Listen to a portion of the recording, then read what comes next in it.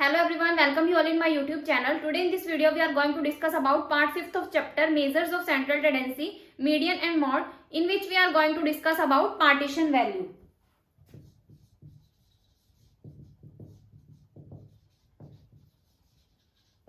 Partition value का meaning क्या है हमारे पास कि जब हम क्या करते हैं एक स्टैटिस्टिकल सीरीज को 2 से ज्यादा पार्ट्स में क्या करते हैं डिवाइड करते हैं तो उसको हम क्या कंसिडर करते हैं partition value. Clear. Partition value के आगे हमारे पास 3 टाइप्स हैं. फर्स्ट है हमारे पास क्वार्टाइल,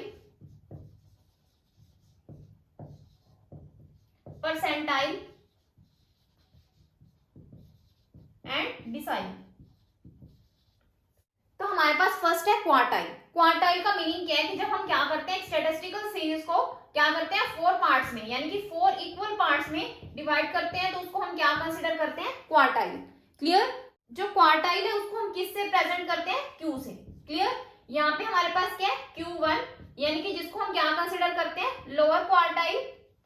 क्लियर. और Q2 को हम क्या कंसिडर करते हैं मीडियन यानी कि जो एक सीरीज के अंदर यानी कि हमारे पास यहाँ पे क्या है ये 3 वैल्यूज है एक सीरीज के अंदर.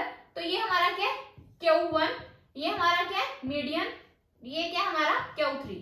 क्लियर. यानी कि Q3 क्या है हमारे पास यहाँ पे अपर क्वार्टाइल. क्लियर.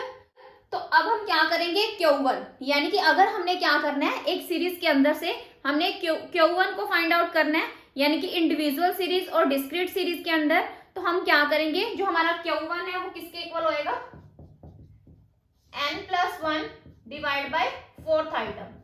क्लियर. और जो Q3 है वो किसके इक्वल होएगा 3n+1 divide by 4th item के. क्लियर. ये फॉर्मूला हम कब यूज करेंगे in case of individual and discrete series के केस में. ओके. तो उस केस में हम क्या करेंगे Q1 is equal to n+1 divide by 4th item, Q3 is equal to 3n+1 divide by 4th item. Okay. Then हम बात करते हैं कॉन्टिन्यूअस सीरीज के केस में जो हमारा Q1 है और Q3 है वो किसके इक्वल होंगे. सबसे पहले जो Q1 है वो किसके इक्वल होएगा n/4th आइटम. देन जो Q3 है वो किसके इक्वल होएगा 3n/4th आइटम की. क्लियर. तो कॉन्टिन्यूअस सीरीज के केस में हमारे पास जो फॉर्मूला है Q1 का वो किसके इक्वल होगा L1 plus n/4 minus CF divide by F into I. Clear. तो अब हम क्या करेंगे हमारे पास फॉर्मूले में n/4 है तो इसलिए Q1 में हम क्या करेंगे n/4 करेंगे. क्लियर. देन हम क्या करेंगे Q3 फाइंड आउट करेंगे. उस केस में L1 plus 3n/4 minus CF divide by F into I. Clear. तो ये हमारा क्या है Q3.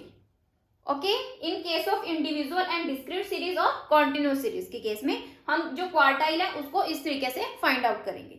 ओके. नेक्स्ट है हमारे पास डिसाइल. डिसाइल का मीनिंग क्या है कि जब हम क्या करते हैं एक सीरीज के अंदर जितनी भी वैल्यूज हैं उनको हम क्या करते हैं 10 इक्वल पार्ट्स में डिवाइड करते हैं तो उसको हम क्या कंसिडर करते हैं डिसाइल.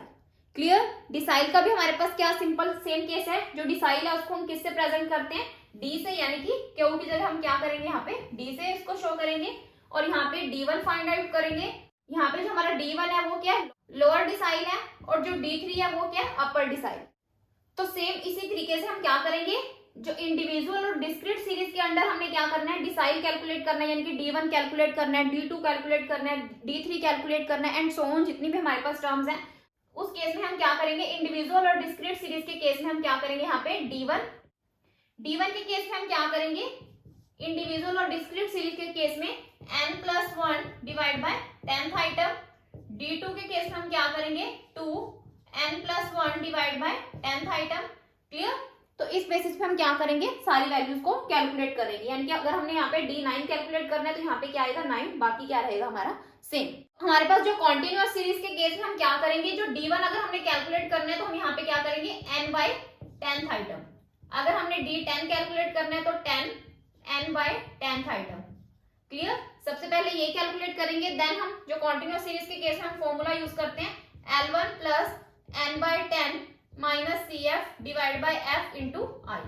क्लियर. अगर हमने D9 कैलकुलेट करना है तो L1 plus 9 n/10 minus CF divide by F into I. Clear.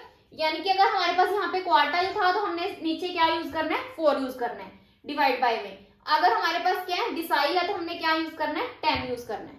Okay, बस यही हमारे पास क्या है, डिफरेंस है।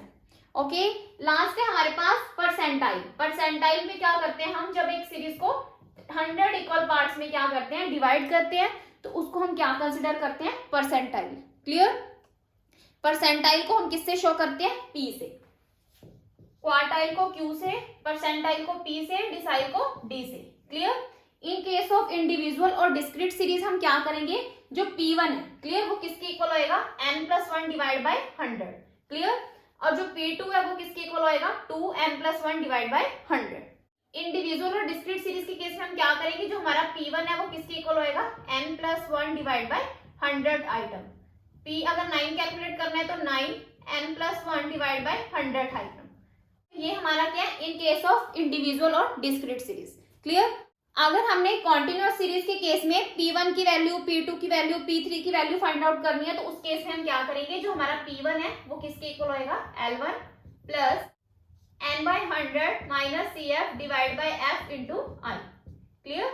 तो ये क्या हमारे पास P1। क्लियर? तो सबसे पहले हम क्या करेंगे, कॉन्टिन्यूअस सीरीज के केस में अगर P1 कैलकुलेट करना है तो n/100 आइटम को हम क्या करेंगे, कैलकुलेट करेंगे, देन हम क्या करेंगे, n/100 इसमें क्या करेंगे, वैल्यू को पुट करेंगे। क्लियर?